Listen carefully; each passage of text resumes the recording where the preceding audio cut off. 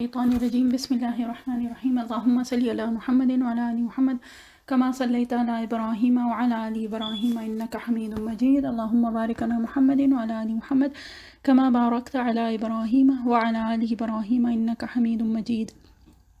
رب اشرح لي صدري ويسر لي أمري واحلل عقدة من لساني يفقهوا قولي رب زدني علما ربي يسر ولا تعسر وتمم بالخير وبك نستعين يا فتاح رب زدني علما اللهم ألهمنا رشدنا وأعذنا من شرور أنفسنا اللهم إني أسألك حبك وحب من يحبك والعمل الذي يبلغني حبك آمین یا رب العالمین۔ ہم لوگ موسیٰ علیہ السلام کا قصہ کر رہے ہیں، اور یہ کہ موسیٰ علیہ السلام کی جو ابتدائی زندگی تھی اس کا کچھ حصہ، پھر یہ کہ وہاں سے جب موسیٰ علیہ السلام مدین گئے تھے، اور اس کے بعد پھر جب موسیٰ علیہ السلام سے پہلی بار اللہ تعالیٰ نے کلام فرمایا تھا، اور پھر موسیٰ علیہ السلام جب فرعون کے پاس گئے تھے تو وہاں تک کی بات ہو گئی تھی۔ پھر یہ کہ موسیٰ علیہ السلام اور بنی اسرائیل کے کچھ قصے جو کہ قرآن شریف میں بیان کیے گئے ہیں وقتاً فوقتاً، جس میں ایک اکثریت جو ان قصوں کی ہے وہ سورہ بقرہ میں آئی ہے، اور اس کے علاوہ الگ الگ صورتوں میں وہ باتیں بتائی گئی ہیں۔ اب یہ کہ موسیٰ علیہ السلام اور بنی اسرائیل کے بھی جو بھی اور چیزیں تھیں تو وہ تو ہو گئی ہیں، کچھ اس میں چیزیں ابھی بھی باقی ہیں۔ ایک اس میں سے ہے انشاءاللہ آج انشاءاللہ یہ سلسلہ ختم کرنے کا ارادہ ہے، اور یہ کہ ایک اس میں سے جو قصہ آتا ہے وہ جو ہم لوگوں نے سورہ بقرہ کے تحت پچھلی بار بھی اس کی بات ہوئی تھی تو وہ ہے، اس کے علاوہ جو خضر علیہ السلام اور موسیٰ علیہ السلام کا جو قصہ آتا ہے سورہ کہف میں۔ تو سورہ کہف میں کل 4 جس کو کہتے ہیں ٹاپکس ہیں، اور اس میں سے ایک جو ہے وہ اللہ تعالیٰ نے موسیٰ علیہ السلام اور خضر علیہ السلام کے درمیان ایک قصہ ہے اس کا ذکر ہوا ہے، اور یہ ذکر اور کہیں پہ نہیں سورہ کہف میں آیا ہے۔ اور کیونکہ سورہ کہف بہرحال اللہ تعالیٰ ہم سب لوگوں کو توفیق دے، ہر ہفتے کا تو ایک معمول ہے، تو اس وجہ سے وہ بھی بات کریں گے انشاءاللہ۔ اور اس کے علاوہ یہ کہ اس خضر علیہ السلام کے ہی قصے میں اور کچھ 3 اور قصے ہیں جو کہ اس کا بھی ارادہ ہے۔ ہم دیکھیے کیا کیا بات ہوتی ہے انشاءاللہ۔ تو سب سے پہلے کیونکہ پچھلی بار بات ہو چکی ہے سورہ بقرہ جو نام ملا ہے سورہ بقرہ کو، تو وہ کس واقعے کی وجہ سے ملا ہے اس کی بات ہوئی تھی۔ اب یہ ہے کہ اس میں یہ بات تو ہوئی تھی نا کہ اللہ تعالیٰ نے بنی اسرائیل کو یہ حکم دیا تھا کہ وہ ایک بقرہ، ٹھیک ہے، ان کو ذبح کرنا تھا۔ اب یہ کہ وہ ان کی ایک جس کو کہتے ہیں کہ ہٹ دھرمی ہوتی ہے، جو کہ بنی اسرائیل کے قصے میں، اور اللہ تعالیٰ وقتاً فوقتاً جو لاتے ہیں قرآن شریف میں ان کے قصے، تو ایک حدیث شریف کا مفہوم ہے کہ نبی کریم صلی اللہ علیہ وسلم نے کچھ اس طرح فرمایا تھا مفہوم کے اعتبار سے کہ جو کام اور جن گناہ میں بنی اسرائیل ملوث ہو چکی ہے، ٹھیک ہے، تو اسی طرح سے بہت حد تک امت محمدیہ بھی ان یہ کہ گناہوں میں یا پھر ان چیزوں میں ملوث ہوگی۔ تو اللہ تعالیٰ ہم سب لوگوں کی حفاظت کریں۔ اور حدیث شریف کے اختتام پہ مفہوم کے اعتبار سے کچھ اس طرح سے کہ اگر وہ ایک گوہ کے اس میں سوراخ میں داخل ہوئے تھے تو یہ امت بھی وہ کام کرے گی۔ تو بہرحال اس وجہ سے مطلب جو مفسرین اکرام جو بتاتے ہیں تو یہ کہ یہ ایک بہت بڑا ریزن ہے، یا ایک بہت بڑی وجہ ہے کہ موسیٰ علیہ السلام اور ان کی جو قوم تھی اس کا ذکر بار بار اللہ تعالیٰ قرآن شریف میں کرتے ہیں، اور نبیوں میں یا پیغمبروں میں ایک جو بہت زیادہ اکثریت سے جن کا ذکر ہے وہ موسیٰ علیہ السلام ہے کہ ابراہیم علیہ السلام، حضرت محمد صلی اللہ علیہ وسلم، اور اس کے علاوہ چاہے وہ نوح علیہ السلام ہو، یوسف علیہ السلام ہو، جو بھی ہو، لیکن یہ کہ ان سب سے زیادہ اگر ذکر آیا ہے قرآن شریف میں تو موسیٰ علیہ السلام کا آیا ہے۔ اور یہ کہ موسیٰ علیہ السلام کے ساتھ اللہ تعالیٰ نے ان کو موسیٰ علیہ السلام کی ہی دعا پہ، جیسے ہم لوگ پڑھ چکے ہیں کہ ہارون علیہ السلام جو ان کے بھائی تھے، ان کو بھی ان دونوں کو اپنا جس کو کہتے ہیں کہ وہ دعوت اللہ کا جو کام ہے وہ ان دونوں کو سونپا تھا۔ اب یہاں پہ ایک جو بات ذہن میں آ رہی ہے تو وہ بھی یہاں پہ ہی بتا دیں کہ ہم لوگ سنتے ہیں نا اکثر نبی اور رسول، ٹھیک ہے، تو نبی اور رسول میں کیا فرق ہوتا ہے؟ یہ ہے کہ نبی جو کہ جن کو انگلش میں پروفٹس کہا جاتا ہے، ٹھیک ہے، تو یہ کہ وہ لوگ ہوتے ہیں جن کو اللہ تعالیٰ وحی فرماتے ہیں، یا پھر یہ ہے کہ اللہ تعالیٰ جو بھی اپنا حکم ہے وہ ان کو دیتے ہیں اور وہ اس پہ اپنا کام کرتے ہیں، ٹھیک ہے۔ اب اس کے دوسری طرف آتا ہے جو لفظ ہم لوگ پڑھتے ہیں رسول، ٹھیک ہے، تو رسول جو ہے وہ نبی ہوتے ہیں جن کو اللہ تعالیٰ نے کوئی کتاب دی ہوتی ہے اور ان کی ایک شریعت ہوتی ہے، ٹھیک ہے۔ شریعت والی جو بات ہے تو وہ اکثر تو رہتی ہے، لیکن بہرحال رسول رسالہ سے ہے کہ رسالہ جو ہم اردو میں استعمال کرتے ہیں نا کہ اٹ از اے میسج، ٹھیک ہے، جو کہ ریٹن فارم میں ہوتا ہے، تو جب وہ جن نبیوں کو عطا ہوا ہے ان کو پھر رسول کہا جاتا ہے۔ تو دوسرے الفاظ میں اس طرح سے کہہ سکتے ہیں کہ ہر رسول جو ہے وہ نبی تو ہوتا ہے، لیکن ہر نبی رسول نہیں ہو سکتا ہے۔ اور مثال کے طور پہ جیسے موسیٰ علیہ السلام اور ہارون علیہ السلام تھے، تو ہارون علیہ السلام نبی تھے اور موسیٰ علیہ السلام نبی اور رسول دونوں تھے، ٹھیک ہے، کیونکہ موسیٰ علیہ السلام کو شریعت دی گئی تھی اور موسیٰ علیہ السلام کو کتاب دی گئی تھی، ٹھیک ہے۔ تو یہ کہ بات ہو رہی تھی سورہ بقرہ کے اس قصے کی، تو یہ کہ جو حکم دیا گیا تھا ان لوگوں کو، تو یہ لوگ بہرحال ڈھونڈتے ہوئے گئے تھے اس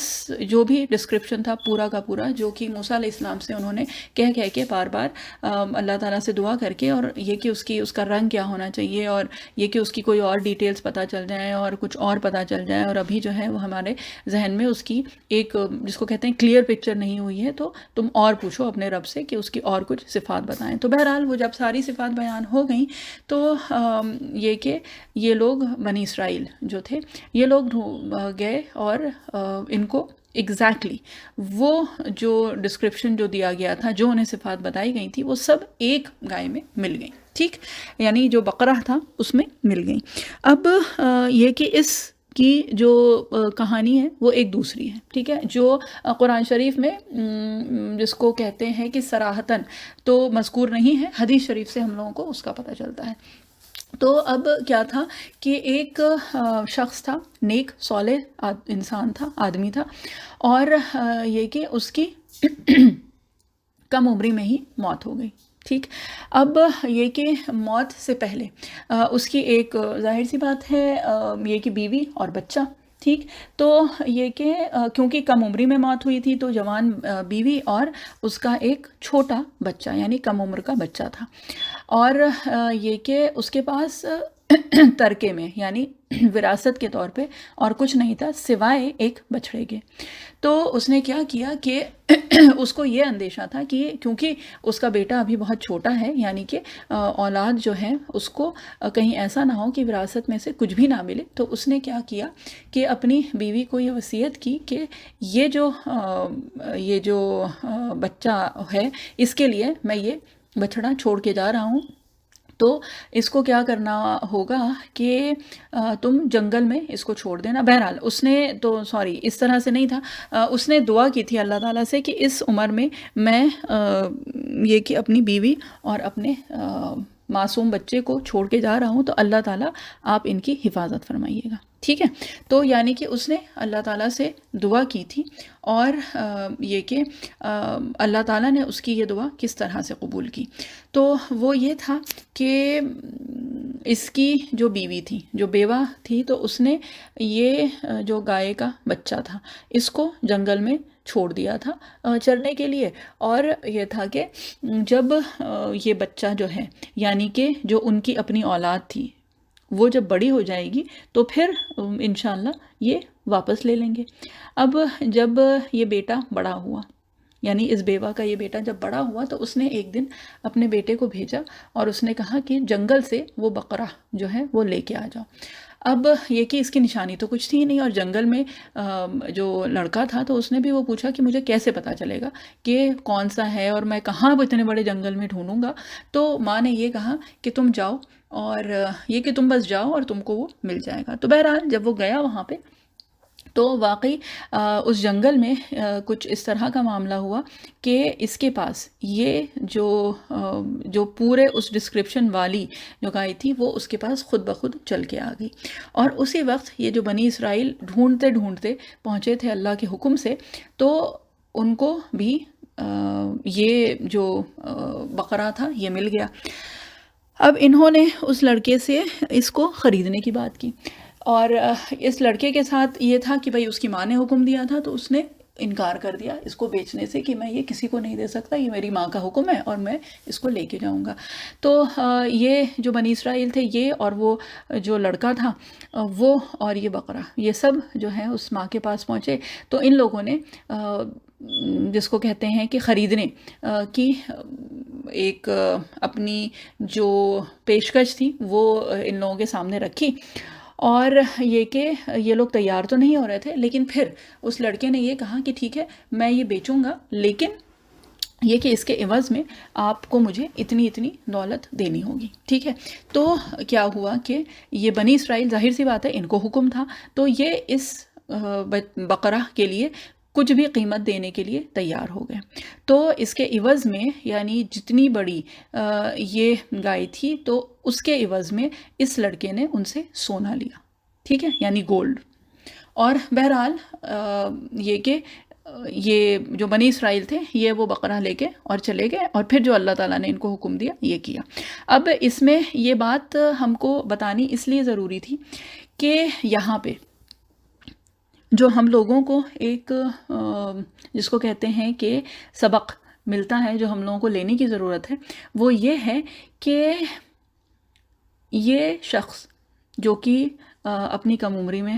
جس کا انتقال ہو گیا تھا، اللہ تعالیٰ نے اس کو اپنے پاس بلایا تھا، اور اس نے اخلاص کے ساتھ اللہ تعالیٰ سے دعا کی تھی کہ اس کی بیوی اور اس کا جو معصوم بچہ ہے اللہ تعالیٰ اس کی حفاظت کرے، اور اللہ تعالیٰ اس کے ان لوگوں کے لیے بہترین انتظام کرے، ٹھیک ہے۔ تو بظاہر ان لوگوں کے پاس کچھ بھی نہیں تھا، کوئی وراثت، کوئی ترکہ نہیں تھا، اور پھر یہ کہ ایسا بھی نہیں تھا کہ جو آج کل کے زمانے میں ہم لوگوں کا ایک وہ رہتا ہے نا کہ وسائل کے اعتبار سے بہت یہ کہ کمزور اور ضعف والے لوگ تھے یہ، لیکن یہ کہ اللہ تعالیٰ نے اس نیک شخص کی اولاد کی حفاظت کی اور ان کے لیے بہترین انتظام کیا، ہے نا۔ ترکے میں صرف ایک جانور چھوڑ کے گیا، اور وہ بھی چھوٹا سا جانور تھا، لیکن اللہ تعالیٰ کو اگر حفاظت کرنی ہوتی ہے اور اللہ تعالیٰ کو اگر اسباب بنانے ہوتے ہیں تو اللہ تعالیٰ مسبب الاسباب ہیں، تو اللہ تعالیٰ وہ سبب پیدا کر دیتے ہیں،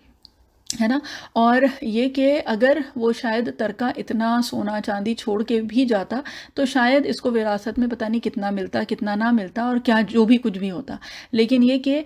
اس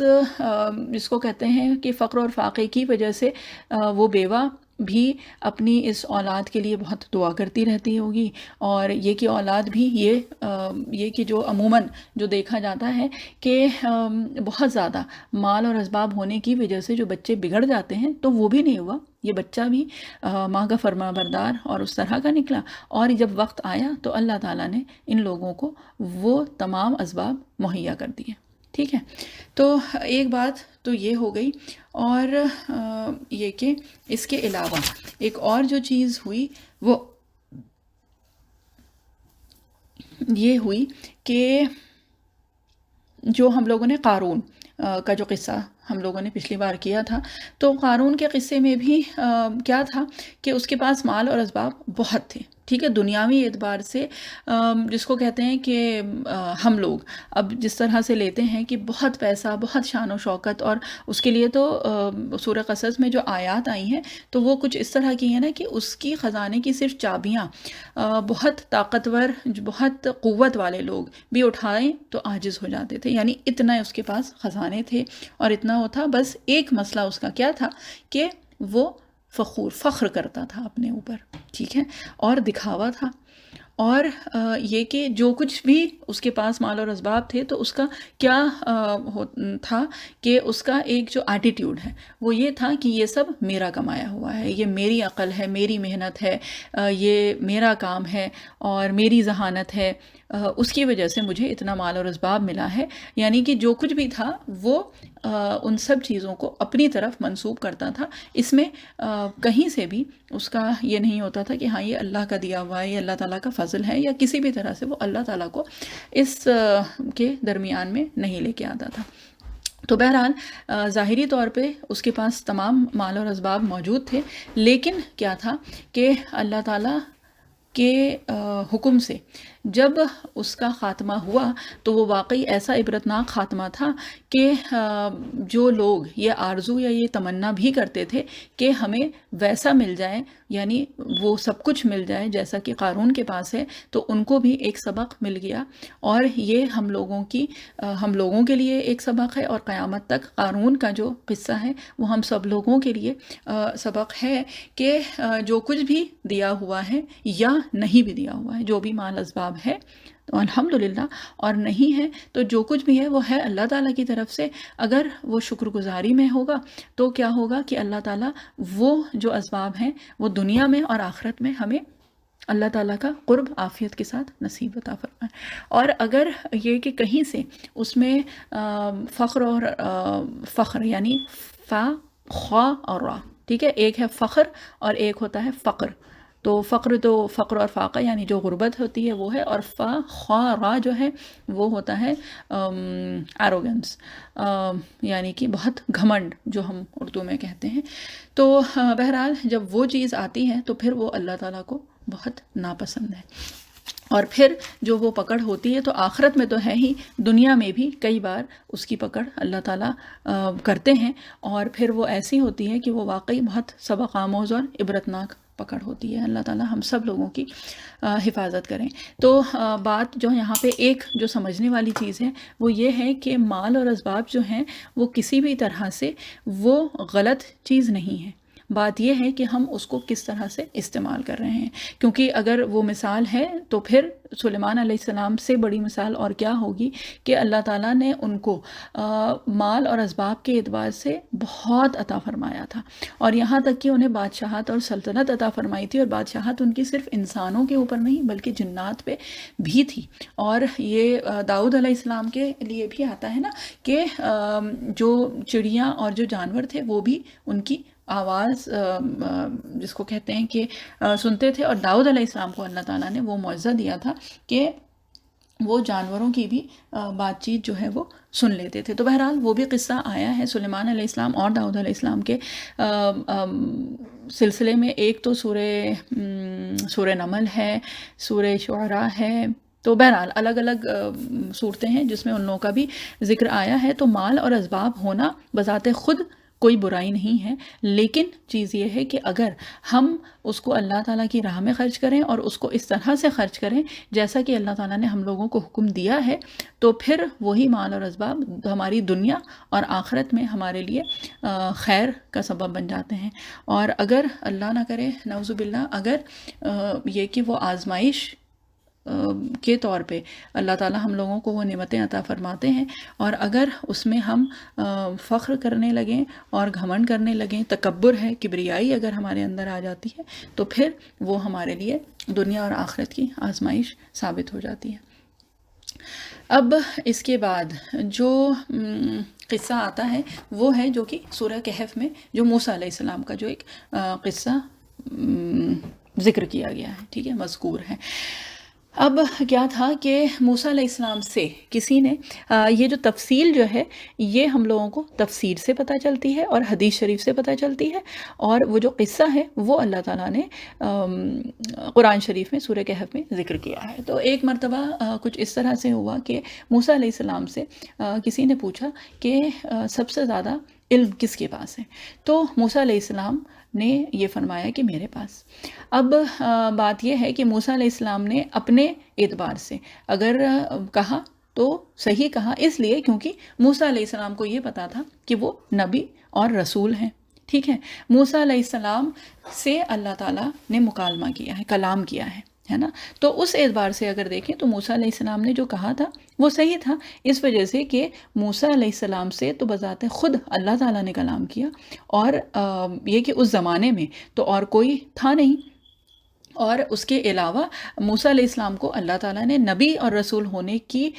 وجہ سے جو علم جس کو کہتے ہیں کہ ایک ہوتا ہے علم تکوینی، تو وہ بھی اللہ تعالیٰ نے عطا فرمایا تھا. ٹھیک ہے، اور ایک علم کی بھی الگ الگ جس کو کہتے ہیں کہ اقسام ہوتی ہیں. تو تکوینی ہے، تکوینی امور، یہ کچھ وہ چیزیں ہیں جو جس کو کہتے ہیں کہ بڑے سے بڑے عالم کو بھی وہ فضیلت حاصل نہیں ہو سکتی ہیں، جس کو الا ماشاء اللہ کہ اللہ تعالیٰ جس کو چن لیں، کہ کچھ علوم ایسے ہیں جو اللہ تعالیٰ نے کچھ خاص لوگوں کو ہی عطا فرمائے ہیں. ٹھیک ہے، تو اس ایک ہے علم تکوینی ہوتا ہے، ایک ہوتا ہے علم لدنی، یعنی کہ یہ کہ وہ علم جو ہم کسی کے ذریعے سے حاصل کرتے ہیں. ٹھیک ہے، اور علم تکوینی ہوتا ہے. پھر موسیٰ علیہ السلام کو اگر دیکھیں تو موسیٰ علیہ السلام کے پاس تو وحی تھی، ہے نا، اور وہی جو ہے وہ بہرحال اپنے زمانے کے اعتبار سے جو ایک رسول ہوتا ہے اس کو اللہ تعالیٰ یہ فضیلت عطا فرماتے ہیں. لیکن بہرحال جب یہ بات ہوئی تو اللہ تعالیٰ نے موسیٰ علیہ السلام کو وحی فرمایا کہ اس زمانے میں، یعنی موسیٰ علیہ السلام کے زمانے میں کوئی اور ہے جس کے پاس کہ موسیٰ علیہ السلام سے زیادہ اللہ تعالیٰ نے ان کو علم عطا فرمایا ہے. تو موسیٰ علیہ السلام کو جستجو ہوئی کہ موسیٰ علیہ السلام ان سے جا کے ملیں. تو اللہ تعالیٰ نے بہرحال انہیں کچھ نشانیاں بتائیں، اور یہ کہ یہ کلیئرلی جو سورہ کہف ہے یا قرآن شریف میں کہیں اور وہ ذکر نہیں ہے، لیکن وہ قصہ بتایا گیا ہے. تو اللہ تعالیٰ نے انہیں جو بھی نشانیاں بتائیں تو موسیٰ علیہ السلام ایک جس کو کہتے ہیں کہ اس سفر پہ نکل گئے. اب سفر میں ان کے ساتھ کون تھا یہ قرآن شریف میں نہیں آیا ہے. جو حدیث شریف کے مفہوم سے اور تفاسیر سے جو ہم لوگوں کو پتہ چلتا ہے تو یہ ہے کہ وہ ان کا نام تھا یوشع بن نون. ٹھیک ہے، جو جس کو کہا جاتا ہے کہ صاحب موسیٰ، صاحب جو تھے، یعنی کہ موسیٰ علیہ السلام کے ساتھ ایک اور موجود تھے، اور ان کا نام آتا ہے یوشع بن نون. تو یہ دونوں اس سفر پہ نکل گئے، اور ساتھ میں انہوں نے اپنی کچھ زاد راہ رکھی، یعنی کہ کچھ سامان اپنے ساتھ رکھا، اور اس میں ایک مچھلی بھی تھی. اب اس مچھلی کے لیے آتا ہے کہ یہ زندہ مچھلی تھی جو کہ ان لوگوں نے اپنے ساتھ رکھی تھی کہ راستے میں جہاں پہ بھی ضرورت پڑے گی تو وہاں پہ اس کو جس کو کہتے ہیں کہ کھا لیا جائے گا کھانے کے طور پہ. اور کہیں پہ یہ آتا ہے کہ یہ بھنی ہوئی پکی ہوئی مچھلی تھی. بہرحال واللہ عالم بالصواب، کیونکہ مفسرین اکرام میں کئی اقوال آتے ہیں اس کے سلسلے میں بھی. تو بہرحال یہ لوگ اپنی زاد راہ لے کے اور چل دیے، اور یہ کہ چلتے چلتے پھر ایک جگہ آئی جہاں پہ موسیٰ علیہ السلام نے یہ کہا کہ ہم کو جس کو کہتے ہیں کہ تھکان ہو رہی ہے، اور یہ کہ جو بھی ہمارا جو کھانا تھا وہ لایا جائے. ٹھیک ہے، اب جب یہ بات کہی موسیٰ علیہ السلام نے تو ان کے ساتھ جو اور ان کے جو ساتھی موجود تھے تو انہیں یہ یاد آیا کہ جو ان کے ساتھ جو مچھلی تھی تو وہ راستے میں کہیں اپنا جس کو کہتے ہیں کہ راستہ نکال کے اور وہ وہاں سے فرار ہو گئی تھی، یعنی کہ نکل گئی تھی. ٹھیک ہے، یعنی جو مچھلی انہوں نے ساتھ میں رکھی تھی اپنی زاد راہ کے طور پہ وہ راستے میں کہیں نکل گئی تھی، اور انہوں نے سوچا تھا کہ یہ موسیٰ علیہ السلام کو بتائیں گے، لیکن کیا ہوا کہ شیطان نے بھلا دیا. ٹھیک ہے، اور یہ قرآن شریف کی آیات ہیں. اب ان سے جو کچھ چیزیں پتہ چلتی ہیں تھوڑی تھوڑی سی ہم اس کے ساتھ ہی بتاتے چلیں کیونکہ ابھی تو وقت ہے الحمدللہ. تو ایک تو یہ ہے کہ جو خیر کی جو چیز ہوتی ہے اور اس سے خیر ہی مقصود ہوتا ہے، اگر وہ ذہن سے نکل جائے تو اس کو شیطان سے منسوب کرنا یا شیطان سے منسوب کرنے میں کوئی برائی نہیں ہے. اور یہ ہے کہ اس کے علاوہ ایک جو چیز ہے وہ یہ ہے کہ وہ انہوں نے یعنی یوشع بن نون جو تھے انہوں نے وہ چیز دیکھی، اور اس وقت موسیٰ علیہ السلام غالباً جو کہ تفاسیر سے ہی پتہ چلتا ہے کہ جس کو کہتے ہیں کہ ان کی آنکھ لگ گئی تھی، یا بہرحال وہ کسی اور چیز میں مشغول تھے، تو اس وجہ سے یوشع بن نون جو تھے انہوں نے سوچا کہ یہ جب موسیٰ علیہ السلام بیدار ہوں گے تو ان کو بتا دیا جائے گا، لیکن بہرحال وہ اس وقت بتانا بھول گئے.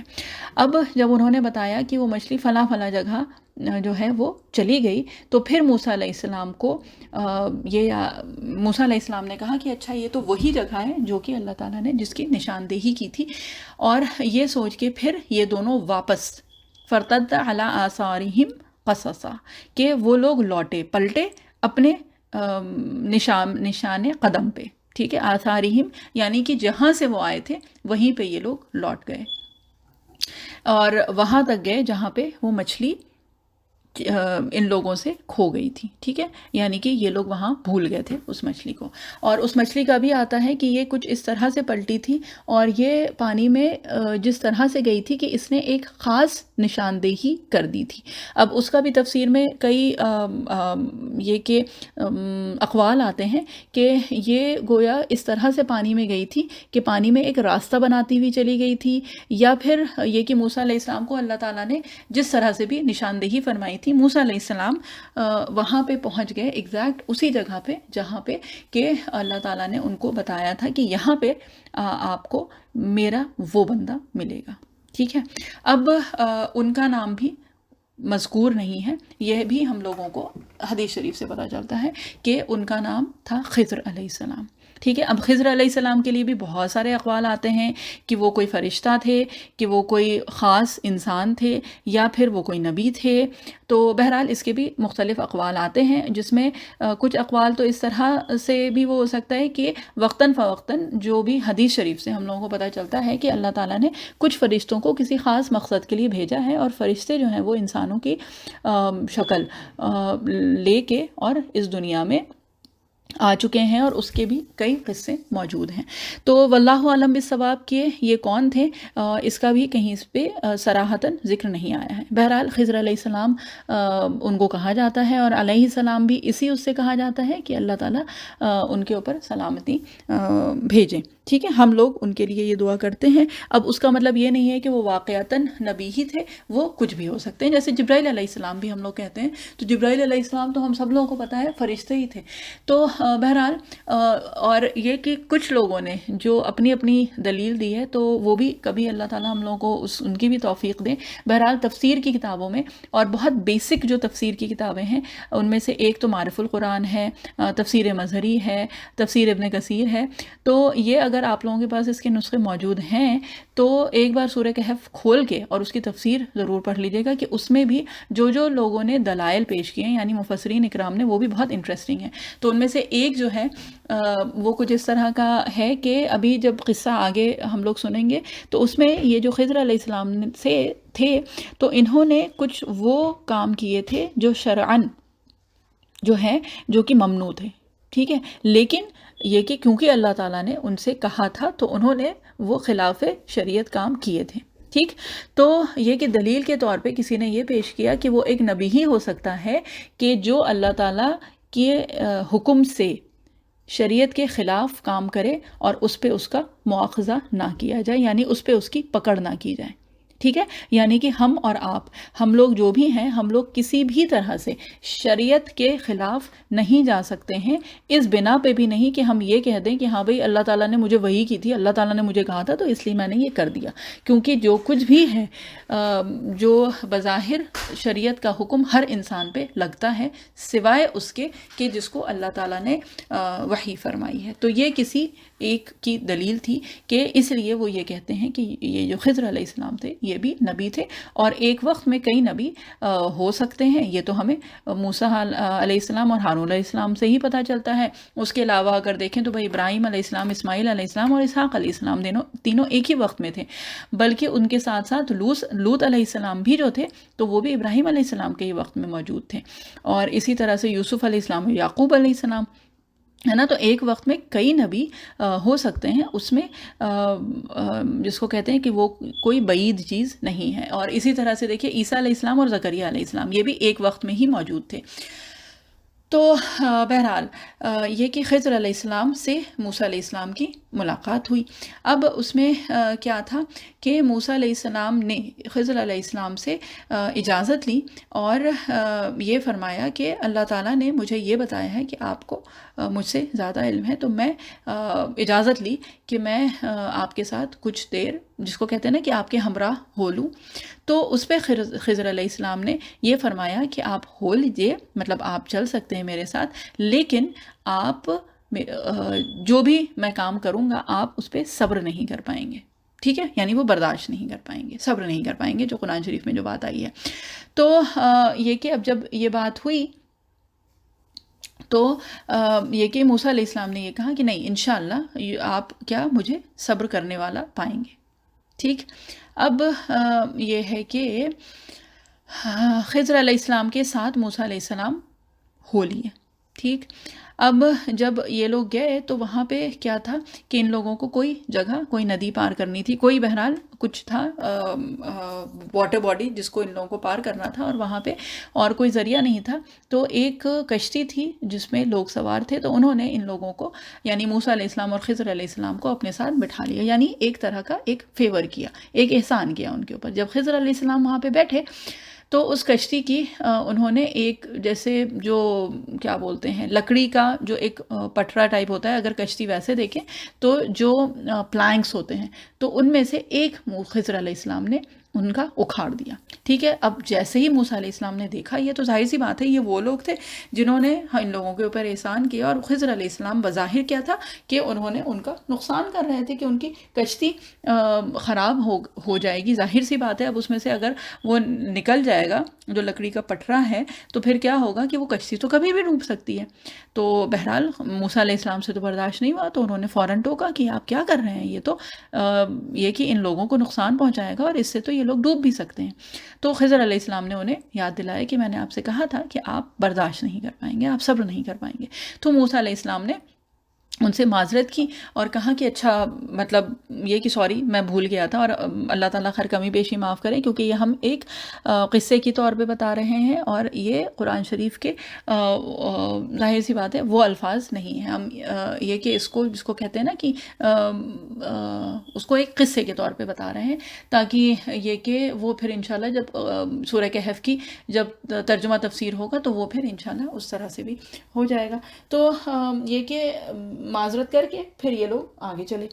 اور اب کیا ہوا کہ ان لوگوں کو راستے میں کچھ بچے کھیلتے ہوئے نظر آئے، اور اس میں ایک بچے کو خضر علیہ السلام نے قتل کر دیا، ٹھیک ہے، یعنی کہ مار دیا۔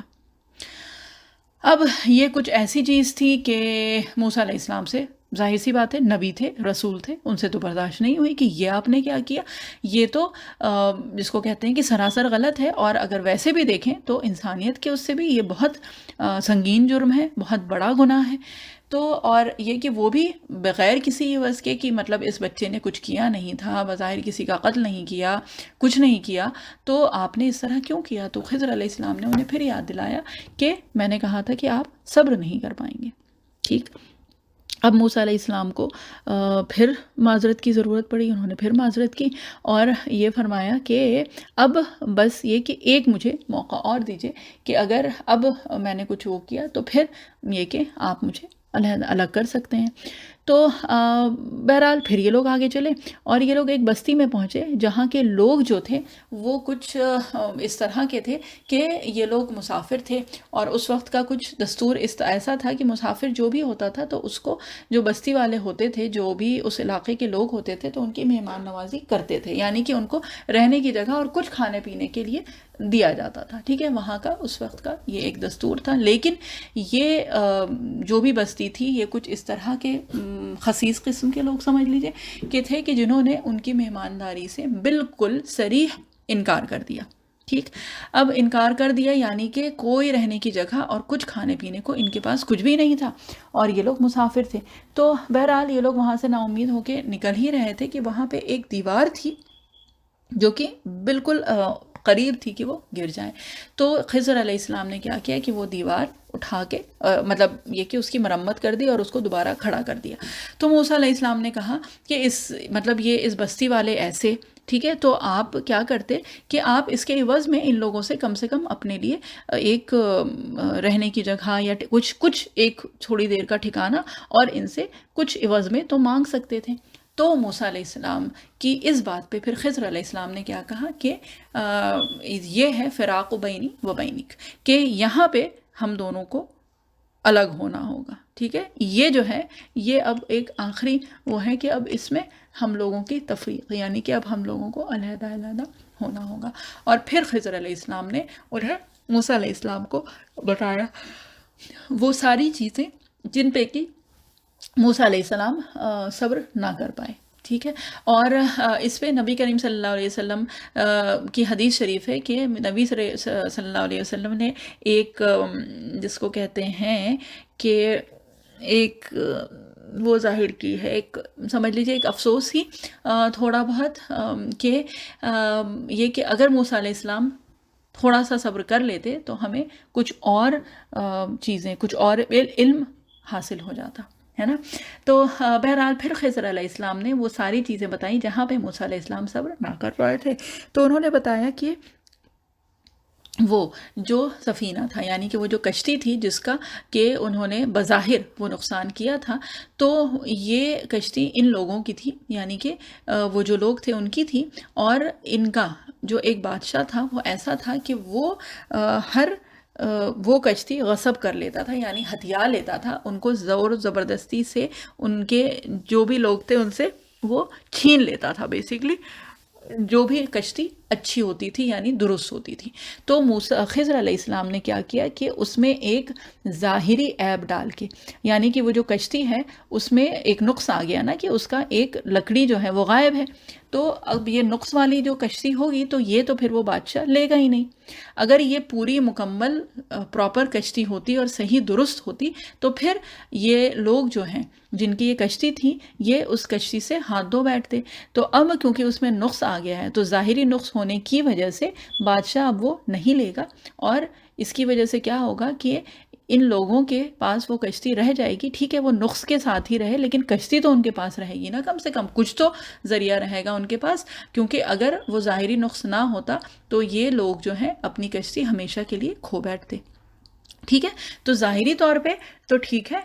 اس میں ایک خضر علیہ السلام نے وہ ایک عیب ڈالا، اللہ کے حکم سے ڈالا، لیکن کیا ہے کہ اس کے پیچھے اللہ تعالیٰ کی مشیت، اس کے پیچھے اللہ تعالیٰ کی مصلحت تھی کہ وہ ان لوگوں کے لیے ہمیشہ کے یہ جو کشتی والے جو لوگ تھے ان سے وہ کشتی ہمیشہ کے لیے نہ بچھڑ جائے یا پھر ہمیشہ کے لیے وہ فقد نہ ہو جائے، یعنی کہ جس کو کہتے ہیں کہ یہ لوگ جو ہیں وہ ہمیشہ کے لیے وہ کشتی نہ گنوا دیں. ٹھیک ہے، اس کے بعد جو دوسری جو چیز تھی وہ کیا تھی کہ وہ جو بچہ جس کا کہ قتل کیا تھا، جس کو مار دیا تھا خضر علیہ السلام نے، تو وہ کیا تھا کہ اس کے جو والدین تھے یعنی ماں باپ جو تھے وہ صالح تھے، نیک تھے. ٹھیک ہے، نیک والدین تھے، شریف والدین تھے، اور یہ بچہ جو تھا یہ بڑے ہو کے ان والدین کو اذیت پہنچاتا. تو اس لیے اللہ تعالیٰ نے حکم دیا تھا خضر علیہ السلام کو کہ اس کو ختم کر دیں تاکہ اس کے ماں باپ اس اذیت سے بچ جائیں. ٹھیک ہے، تو یہ کہ ماں باپ کو اللہ تعالیٰ دوسری اولاد دیں اور ٹھیک ہے وہ فرما بردار اولاد ثابت ہو، لیکن یہ جو اولاد جس کو یہ جو بچہ تھا تو یہ نافرمان ہوتا اور اپنی ماں باپ کے لیے ایک اذیت اور ایک پریشانی کا سبب بنتا. تو اس لیے اللہ تعالیٰ نے ان نیک ماں باپ کو اس اذیت اور پریشانی اور آزمائش سے بچا لیا. ٹھیک ہے، اور یہ بھی خضر علیہ السلام نے اللہ تعالیٰ کے حکم سے کیا تھا. اب جو تیسری جو چیز تھی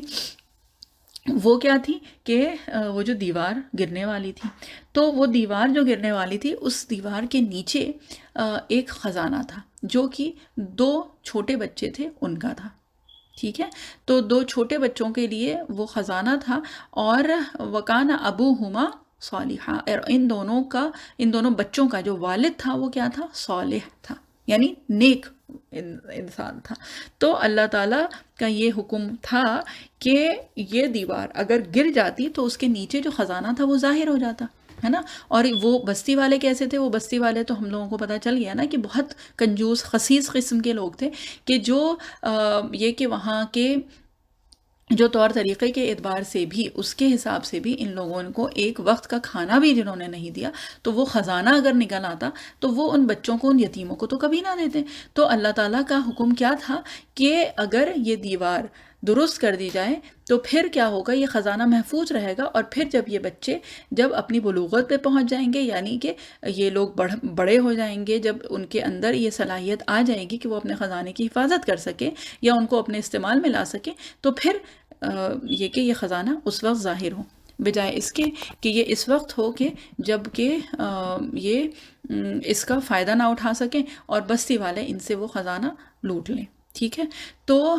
اس وجہ سے اللہ تعالیٰ کے حکم سے خضر علیہ السلام نے وہ دیوار دوبارہ کھڑی کر دی تھی اس نیت سے. تو یہ دیوار دوبارہ کھڑی کروائی تھی اللہ تعالیٰ نے تاکہ وہ جو نیک صالح والد جو تھا اس کی اولادوں کو ان کا جو مال اور اسباب ہے وہ محفوظ مل پائے. ٹھیک ہے. تو یہ ہو گئے 3 قصے، اور خضر علیہ السلام اور موسیٰ علیہ السلام کے ساتھ کے. اور اس میں پھر جو بات ہم لوگوں کے لیے سمجھنے والی ہے وہ یہ ہے کہ علم جو ہے وہ ایک ایسی چیز ہے، سب سے پہلی چیز کہ اللہ تعالیٰ کی توفیق، ٹھیک ہے، اس سے ہی ملتی ہے. پھر یہ ہے کہ الگ الگ فیلڈز ہوتی ہیں جس میں کہ الگ الگ ایکسپرٹس ہوتے ہیں. ٹھیک ہے. تو کوئی بھی انسان یہ نہیں کلیم کر سکتا کہ اس کے پاس تمام علوم ہیں. ٹھیک ہے. علم والے دیکھیں دنیاوی اعتبار سے بھی اگر دیکھیں تو کیا ہے کہ کوئی ڈاکٹر ہوتا ہے، کوئی لائر ہے، کوئی انجینئر ہے، کوئی بہت کامیاب بزنس مین ہے. ٹھیک ہے. اور کوئی اسی طرح سے یہ کہ کسی کے پاس دین کا علم جو ہے وہ بہت ہے اس کے پاس. ٹھیک ہے. لیکن کیا ہے کہ دنیاوی اعتبار سے ہم لوگ جو بہت امپریس ہوتے ہیں، ٹھیک ہے، وہ کیا ہے کہ کوئی ڈاکٹر ہے، اگر اس سے کسی بہت بڑے ڈاکٹر سے اپنی جان پہچان ہے تو کتنی سعادت کی بات ہے نا، کہ کچھ بھی اگر پریشانی ہے، کچھ بھی ہے تو بہرحال ویسے دیکھیں تو بالکل سہولت والی چیز ہوتی ہے. اور اسی طرح سے کوئی بہت بڑے وکیل کو جانتا ہے تو وہ بھی ایک جس کو کہتے ہیں نا کہ بہت تقویت رہتی ہے اس چیز سے کہ نہیں ہم تو ان کو جانتے ہیں. کوئی پولیس والا ہی اگر کسی سے جان پہچان ہے تو کتنی بڑی چیز ہے نا. تو بہرحال یہ ساری چیزیں ہیں، بہت اچھی بات ہے، دنیا کے مال اور اسباب ہیں، اور اللہ تعالیٰ نے ہمیں دنیا میں بھیجا ہے ان اسباب کو صحیح طریقے سے استعمال کرنے کے لیے. ٹھیک. بات یہ ہے کہ یہ جتنے بھی علوم ہیں، بہت اچھی بات ہے یہ ہے، ان کے ساتھ ایک چیز جو ہم سب لوگوں کو یاد رکھنے والی ہے وہ یہ ہے کہ یہ علوم دنیاوی ہیں، دنیا میں ہی ان کا فائدہ ہے، اور بہت اچھی بات ہے کہ ان سے فائدہ ہوتا ہے. لیکن یہ علوم جو ہے نا یہ اس دنیا میں ہی ختم ہو جائیں گے. ٹھیک. یہ دنیا میں ہی ختم ہو جائیں گے. آخرت میں جو علوم چلیں گے نا وہ ہیں جو دین کے علوم ہیں. اگر یہ دنیاوی علوم ہمیں دنیا اور آخرت کے لیے محفوظ کرنے ہیں، یعنی کہ چاہے وہ ڈاکٹر ہوں، چاہے وہ انجینئر ہیں، لائر ہیں، بزنس مین ہیں، کوئی بھی آفیسر ہیں، یا چاہے وہ پولیس آفیسر ہوں، چاہے آرمی آفیسر ہوں، جو بھی ہیں، اگر یہ ساری چیزیں، یہ علوم ہمیں دنیا اور آخرت دونوں کے لیے جمع کرنے ہیں اور کچھ اس طرح کا معاملہ کرنا ہے کہ دنیا میں بھی ان سے فائدہ ہے اور آخرت میں بھی، تو یہ علوم جو ہیں وہ اللہ تعالیٰ کی راہ میں خرچ کرنا شروع کر دیں. اب اس کا طریقہ کیا ہو سکتا ہے؟ اس کا طریقہ ایک جو سب سے آسان ہے وہ یہ ہے کہ ان علوم کے وجہ سے، اس کے ذریعے سے جو بھی مال اور اسباب آتا ہے وہ صدقہ کرنا شروع کر دیں. ٹھیک ہے. یعنی کہ اس کو اللہ تعالیٰ کی راہ میں خرچ کرنا شروع کریں. اور وہ کس طرح سے کہ جو بھی ضرورت مند لوگ ہیں، سب سے پہلے تو اس میں اپنے جتنے قریبی رشتہ دار ہیں وہ آتے ہیں، اس کے بعد ان کے جو اس سے دور والے رشتہ دار ہیں، اس سے دور والے ہیں، آپ کے پڑوسی ہیں، آپ کے جو بھی جان پہچان والے ہیں، اس کے علاوہ آپ کو پتہ چلتا ہے کہ کہیں پہ ضرورت مند کچھ لوگ ہیں جو کہ جس کو کہا جاتا ہے سفید پوش ہیں، یعنی کہ دیکھ کے نہیں پتہ چلتا ہے، وہ کسی کے آگے ہاتھ نہیں پھیلاتے ہیں، کسی سے مانگتے نہیں ہیں، جو آیا ہے نا لا یسألون الناس الحافا، کہ وہ کسی سے چپک کے مانگتے نہیں ہیں، یعنی پیچھے نہیں پڑتے ہیں، لیکن آپ کو پتہ چل گیا ہے کہ وہ ضرورت مند ہے تو آپ ان کی ضرورتوں کو خاموشی کے ساتھ پورا کریے. یہ سب نفاق فی سبیل اللہ ہے، انفاق فی سبیل اللہ ہے، ٹھیک ہے، انفاق فی سبیل اللہ ہے، یعنی کہ اللہ کی راہ میں خرچ کرنا، یہ سب آتا ہے. اور اس کے علاوہ تو جو ویسے ہے کہ بھئی مسجدوں میں ضرورت ہمیشہ رہتی ہے اور بہت ضرورت رہتی ہے، کیونکہ وہاں کی جو بھی یوٹیلیٹیز ہیں، چاہے وہ بجلی پانی کا خرچ ہے، مینٹیننس ہے اس کی، وہ ساری چیزیں ہیں، تو یہ کہ وہاں پہ خرچ کرنا، تو یہ ساری چیزیں ہیں. اس کے علاوہ جو بھی آپ کے پاس علوم ہیں، آپ کے پاس جو بھی صلاحیتیں اللہ تعالیٰ نے عطا فرمائی ہیں، وہ خدمت خلق کے لیے استعمال کرنا شروع کریے. یعنی کہ جو بھی ہے، کسی کے پاس کوئی ضرورت ہوتی ہے ڈیفینیٹلی، اور ہر انسان کو اللہ تعالیٰ نے اپنے ہر بندے کو کوئی نہ کوئی صلاحیت دی ہے.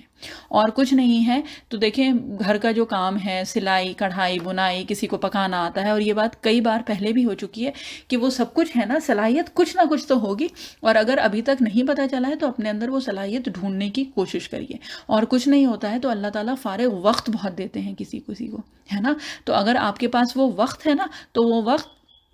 یا تو دین کے علم حاصل کرنے میں لگا دیجئے، یا پھر یہ ہے کہ وہ وقت کسی کو دے دیجئے. کوئی بیمار ہے، اس کی عیادت کے لیے چلے جائیے. ان لوگوں کو تو وقت چاہیے نا. کتنے بزرگ ہیں جن کو اور کچھ نہیں، صرف یہ چاہیے کہ ان کو کمپنی مل جائے، یعنی کہ کوئی ہو جو ان سے بات کر لیں، تو کم سے کم وہی کر لیں، ہے نا. اور کچھ نہیں ہے تو بچوں کو بہت وقت چاہیے ہوتا ہے. آپ کے آس پاس کچھ وہ بچے ہیں جن کو وقت چاہیے، جن کے ماں باپ بہت مصروف ہیں. بہرحال یہ ظاہر سی بات ہے، یہ کہ جب بچے چھوٹے ہوتے ہیں تو ماں باپ اپنے اور بہت ساری چیزوں میں وہ لوگ مصروف ہوتے ہیں. آپ کو وہ پتہ ہے، آپ ان بچوں کو وقت دیجیے، ان بچوں کو کچھ اچھی چیزیں سکھا دیجیے، اور کچھ نہیں تو کچھ نبیوں کے قصے کہانیاں سنا دیجیے. بہرحال سب لوگوں کی اپنی اپنی استطاعت اور اپنی اپنی صلاحیتوں کے اعتبار سے اپنے آپ کو اللہ تعالیٰ کی راہ میں خرچ کرنے والا بنائیے. تو بہرحال یہ ساری جو بھی چیزیں ہیں نا، تو اس کے ساتھ ہاں دیکھیے ایک چیز اور جو انہی قصوں سے جو ایک چیز اور ذہن میں آ رہی ہے، تو وہ یہ ہے کہ دیکھیے کوئی بھی تھوڑی سی بھی بیماری ہوتی ہے، کھانسی ہے، کچھ اللہ تعالیٰ خیر سب کی حفاظت کریں، لیکن یہ کہ کچھ ہلکا سا سینے کے آس پاس درد بھی ہوا تو کیا ہوا کہ نہیں فوراً ڈاکٹر تو ہے نا، ان کو دکھا دیں، یہ ہے وہ ساری چیزیں ہم لوگ اپنے کرتے رہتے ہیں. لیکن ایک جو معاملہ ہے جس میں ہم سب لوگوں کی بہت کوتاہی ہوتی ہے، وہ کیا ہے کہ روحانی طور پہ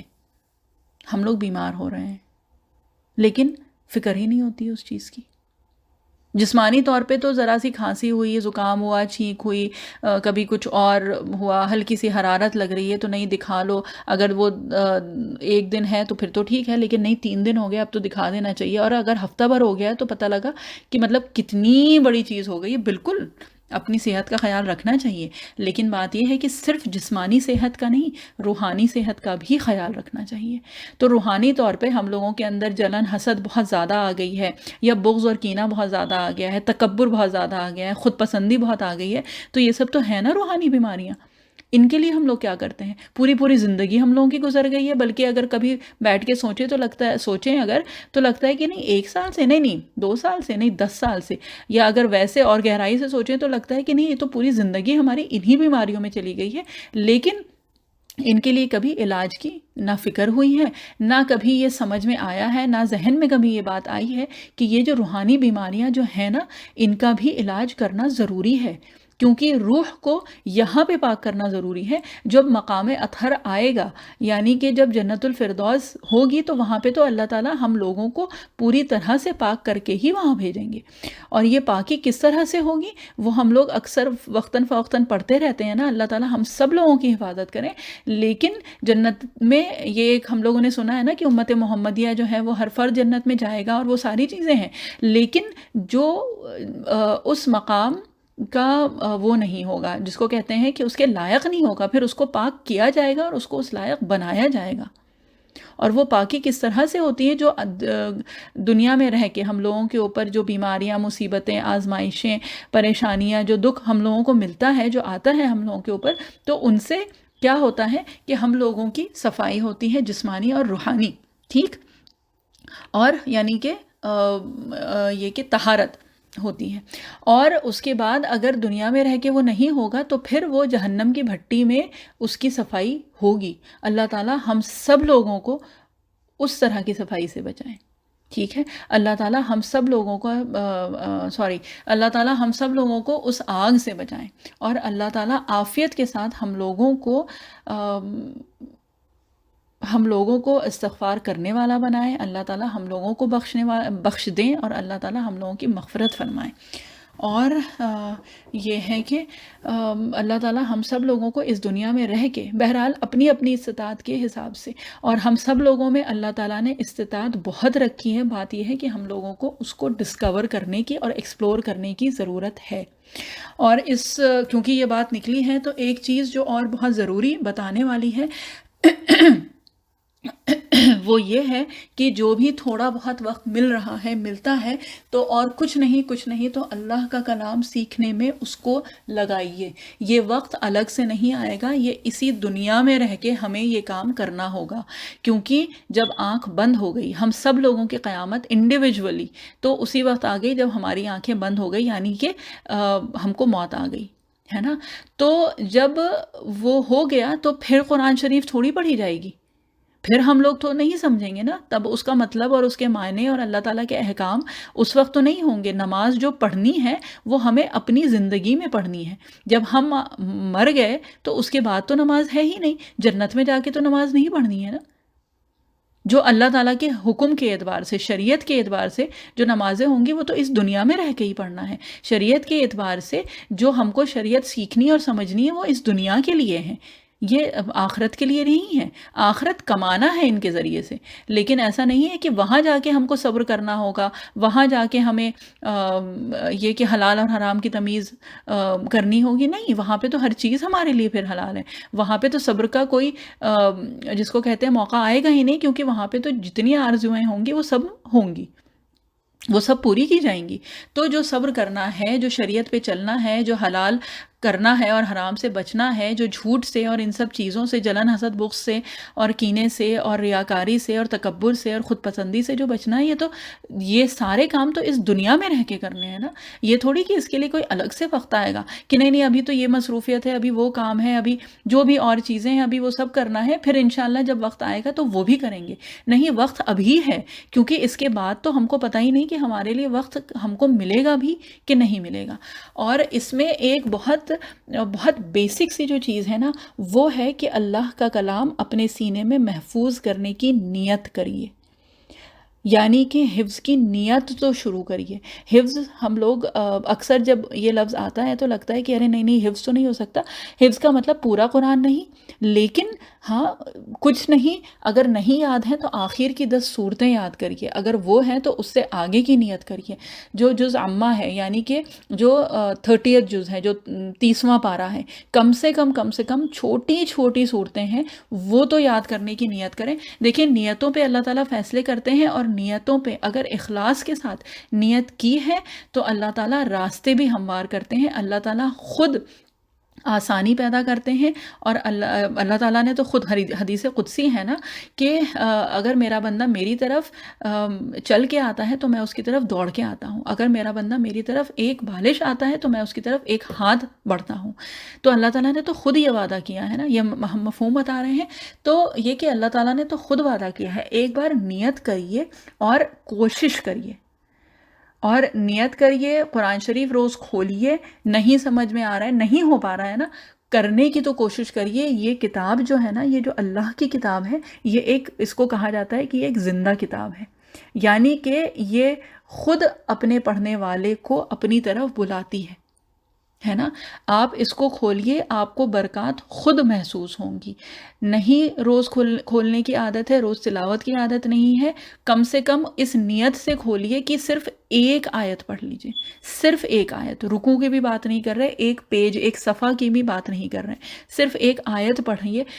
شروع کریے، انشاءاللہ اللہ تعالیٰ خود آسانی کریں گے۔ لیکن بات یہ ہے کہ وہ ایک جو کمپلیسنسی ہے نا، وہ ایک جو عجیب ایک اطمینان ہم لوگوں کے اندر ہے، ہم لوگوں کی زندگیوں میں، کہ جو چل رہا ہے بس وہ چل رہا ہے، اس سے آگے کی کوشش somehow ہوتی نہیں ہے، اور یا پھر یہ کہ لگتا ہے کہ اس سے زیادہ ہم لوگوں کے پاس وقت ہے نہیں، اور بہت سارے جو بھی ہیں، کھانا پکانا، صفائی، جو کچھ بھی ہے، اور بچوں کی تربیت اور ان کے لیے سب کرنا، یہ سب کچھ ہے، ان کے ساتھ یہ چیزیں بھی کرنی ہے، یہ بھی ہمارے فرائض میں سے ہے نا۔ جو نبی کریم صلی اللہ علیہ وسلم کی حدیث شریف کا مفہوم ہے نا، کہ وہ اتنا علم تو ہم سب لوگوں کے لیے، لکل مسلم، ہر مسلمان کے اوپر یہ تو فرض ہے، اتنا علم تو ہم سب لوگوں کے اوپر فرض ہے۔ تو ہم لوگ ایک طرف جو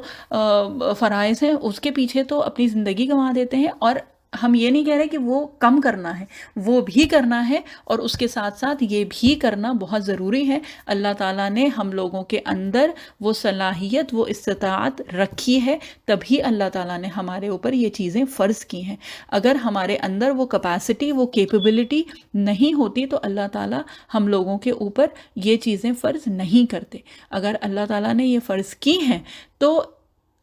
by it self it means, مطلب یہ کہ خود یہ اس چیز کی گواہی دیتا ہے کہ ہم لوگوں کے اندر یہ استطاعت ہے، یہ کیپیسٹی، یہ کیپیبلٹی ہے۔ تو بہرحال ہم یہ تو نہیں کہیں گے بات کہاں سے کہاں چلی گئی، یہ سارے قصے اللہ تعالیٰ بتاتے ہیں، تو ان قصوں کے پیچھے ظاہر سی بات ہے، جو ایک بہت بڑی نیت ہے، وہ یہ ہے کہ ہم لوگوں کو جو اللہ تعالیٰ ان قصوں کے، ان آیات کے ذریعے سے جو سبق ہم لوگوں کو دینا چاہتے ہیں، جو اللہ تعالیٰ سمجھانا چاہتے ہیں، جو بتانا چاہتے ہیں، وہ اللہ تعالیٰ ہم لوگوں کے دلوں میں اتار دیں، آمین۔ اور اس کے ساتھ ان قصوں میں ایک جو بات بہت زیادہ نمایاں طور پہ جو مفسرین اکرام نے بتائی ہے، وہ یہ ہے کہ دیکھیں، جو سورہ بقرہ والا بھی جو قصہ تھا، ٹھیک ہے، اس میں کیا تھا کہ والد جو تھا وہ نیک تھا، ٹھیک، یعنی کہ ماں باپ، والدین، ٹھیک۔ اور یہ جو ہے جو سورہ کہف میں جن بچوں، جن دو یتیموں کا خزانہ نیچے دفن تھا، اور اللہ تعالیٰ نے اس کی کس طرح سے حفاظت کی، تو ان کے لیے اللہ تعالیٰ نے کیا بتایا تھا، کانا ابوہما صالحا، ٹھیک ہے، کہ اللہ تعالیٰ نے اس میں والدین کی کیا ایک صفت بتائی ہے، صرف ایک صفت، اور وہ کیا ہے، صالح، یعنی نیک صالح والدین ہوتے ہیں تو اللہ تعالیٰ ان کی اولاد کو کبھی بھی ضائع نہیں ہونے دیتے ہیں، ہے نا۔ یہاں پہ تو بات ان کے مال اور اسباب کی تھی، اللہ تعالیٰ ان کے مال کو بھی کہیں نہیں جانے دیں گے، وہ ضائع ہو ہی نہیں سکتا ہے، اور نیک والدین کی اولاد اللہ تعالیٰ اس کی خود حفاظت کرتے ہیں۔ نیک والدین کی جو اولاد ہوتی ہے نا، اس کے تو مال اور اسباب کی اللہ تعالیٰ کس طرح سے حفاظت کرتے ہیں کہ اگر پوری بستی بھی لگ جائے، پوری دنیا بھی لگ جائے نا، تو اللہ تعالیٰ ان اولادوں کی حفاظت کرتے ہیں، ان کے مال کی حفاظت کرتے ہیں، ان کے اسباب کی حفاظت کرتے ہیں۔ تو اگر اپنی اولاد سے محبت ہے تو ایک چیز جو کرنی ہے اس محبت کے تحت، وہ یہ کرنی ہے کہ خود نیک بننے کی کوشش کرنی ہے، اور اگر اولاد کے لیے دعا کرنی ہے نا، تو اس واسطے سے دعا کر لیجئے کہ اللہ تعالیٰ ہم لوگوں کو نیک بنا دیجئے، کہ اللہ تعالیٰ نیک لوگوں کی اولادوں کو کبھی بھی ضائع نہیں ہونے دیں گے، ہے نا۔ تو پیرنٹنگ کی بہت آج کل ورک شاپس ہوتی ہیں، سب کچھ ہوتی ہیں نا، تو بات یہ ہے کہ اگر خود ہم لوگ اخلاص کے ساتھ اللہ تعالیٰ کے دین میں لگ جائیں گے نا، تو یہ یقین رکھیے کہ ہم کو جتنا ملے نہ ملے، ہماری اولادیں ضائع نہیں ہوں گی۔ اللہ تعالیٰ اس دین کے کام میں ہم لوگوں کو لگائیں، اللہ تعالیٰ ہم لوگوں کے وقت میں برکت دیں، اور اللہ تعالیٰ ہم لوگوں سے اپنے دین کا کام کروائیں، اللہ دعوت اللہ کروائیں، اللہ تعالیٰ ہم سب لوگوں سے۔ اگر ہم حقوق اللہ اور حقوق العباد ادا کریں گے نا بخوبی، تو اللہ تعالیٰ ہم لوگوں کی اولادوں کو اپنے حفظ و امان میں رکھیں گے، اللہ تعالیٰ انہیں محفوظ رکھیں گے، اللہ تعالیٰ ان کی حفاظت کریں گے، اللہ تعالیٰ ہم سب لوگوں کی اولادوں کی، اللہ تعالیٰ ہم سب لوگوں کی نسلوں کی، اور اللہ تعالیٰ ہم سب لوگوں کی قیامت تک کی آنے والی نسلوں کی حفاظت کریں، اللہ تعالیٰ ان لوگوں کے ایمانوں کی حفاظت کریں، اللہ تعالیٰ ہم سب لوگوں کی ایمان کی حفاظت کریں۔ اللہ پاک ہم لوگوں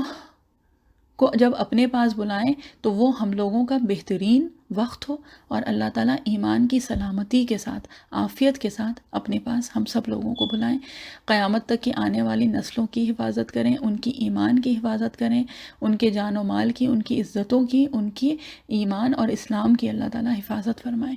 کہ یہ جو قصے ہیں نا، اس سے واقعی ایک چیز جو اور ہم سب لوگوں کی فکر ہوتی ہے نا، اولاد، اپنی اولاد، تو بات وہی ہے کہ اولاد کی جتنی فکر کرتے ہیں نا کہ ہم چلے جائیں گے، ہم نہیں ہوں گے تو ہماری اولاد کا کیا ہوگا، تو وہ پڑھ لکھ لے، وہ یہ کر لے، وہ ساری چیزیں ضروری ہیں، ان کے ساتھ ساتھ یہ فکر بھی ضروری ہے کہ جب وہ اولاد چلی جائے گی، جب اس کے جانے کا وقت ہوگا تو اس کے بعد اس کا کیا ہوگا، یعنی ہماری موت کے بعد تو اولاد کا کیا ہوگا وہ بھی، اور جو اولادیں ہیں جب ان کی موت آئے گی تو اس کے بعد ان کا کیا ہوگا، اس کے لیے بھی ہم ان کو کچھ سکھا رہے ہیں کہ نہیں سکھا رہے ہیں، اس کے لیے بھی ہم ان لوگوں کی کچھ تربیت کر رہے ہیں کہ نہیں کر رہے ہیں۔ ہم لوگ جو ہیں نا، والدین ہیں، جس بھی طرح سے، جس بھی اعتبار سے ہم لوگ ہیں، اگر تو ہم لوگ ایک ذریعہ ہیں ان بچوں کے لیے اللہ تعالیٰ سے جوڑنے کے لیے، ہے نا، اس سے زیادہ ہم لوگ اور کچھ نہیں ہیں۔ اگر اپنی زندگی میں ان بچوں کو، چاہے وہ اپنے، جس کو کہتے ہیں اپنے ذاتی بچے ہوں، اور جو آس پاس کے بچے ہیں جو بھی ہوں، وہ یہ کہ وہ نیکسٹ جنریشن کے بچے ہوں، وہ کسی بھی طرح سے، اگر آپ کے آس پاس وہ بچے ہیں تو اگر ہم نے صرف اتنا کام کر لیا کہ ان کو اللہ تعالیٰ سے جوڑ دیا تو ہمارا کام ہو گیا، کیونکہ ہم لوگ وہ ہیں جو آج ہیں اور کل نہیں ہوں گے۔ لیکن اگر اللہ تعالیٰ سے جڑ گئے یہ لوگ تو پھر اللہ تعالیٰ کی ذات جو ہے وہ ہے جس کو کہا جاتا ہے حی اور قیوم، ہے نا، اللہ کی ذات تو باقی رہنے والی ہے نا، تو پھر جو ایک جو مقصد ہے ہم لوگوں کی زندگی کا وہ پورا ہو جائے گا۔ وقت ختم ہو گیا ہے۔ اللہ تعالیٰ ہم سب لوگوں کو کہنے سننے سے زیادہ اللہ تعالیٰ ہم سب لوگوں کو عمل کی توفیق عطا فرمائے۔ سبحان اللہ و بحمدہ، سبحانک اللہم و بحمدک، نشہد ان لا الہ الا انت، نستغفرک و نتوب الیک۔ سبحان ربک رب العزت عما یصفون، وسلام علی المرسلین، والحمد للہ رب العالمین، برحمتک یا ارحم الراحمین۔ جزاک اللہ خیر۔ السلام علیکم و رحمۃ اللہ وبرکاتہ۔